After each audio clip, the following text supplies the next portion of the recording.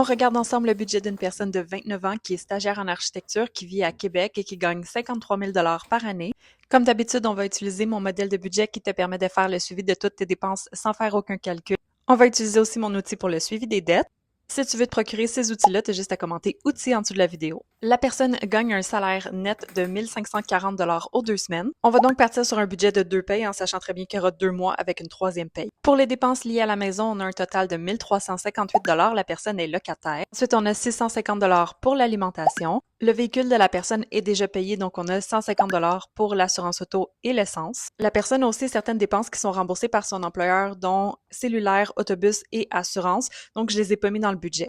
Au niveau des dettes, la personne a une marge étudiante avec un solde de 18 000 un taux d'intérêt de 5,5 et un prêt étudiant avec un solde de 16 000 et un taux d'intérêt de 5 J'ai donc prévu un paiement de 150 sur chacun des deux dans le budget. Après tout ça, il resterait 620 à budgéter.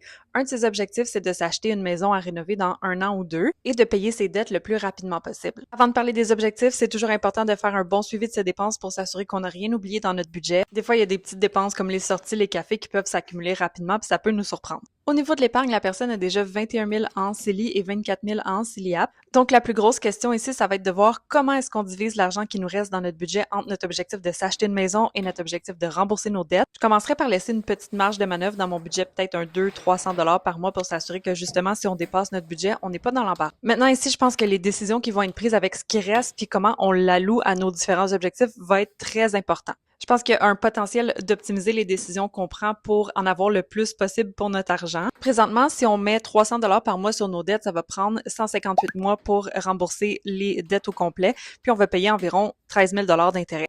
Si on augmentait ce montant-là à 500 ben on réduirait la période de paiement à 81 mois, puis on paierait environ 6 300 d'intérêt. Maintenant qu'on parle d'optimisation, c'est pas nécessairement des taux d'intérêt qui sont hyper élevés et il y en a qui sont probablement déductibles d'impôts parce que c'est des prêts étudiants. Étant donné qu'on a aussi l'objectif de s'acheter une maison, faudrait peut-être vérifier ce serait quoi l'impact de mettre l'argent dans son CELIAP et peut-être réutiliser le retour d'impôt pour rembourser ses dettes. Et c'est là que pour avoir un plan qui va optimiser tout ça, ça reste intéressant de s'asseoir avec un bon planificateur financier.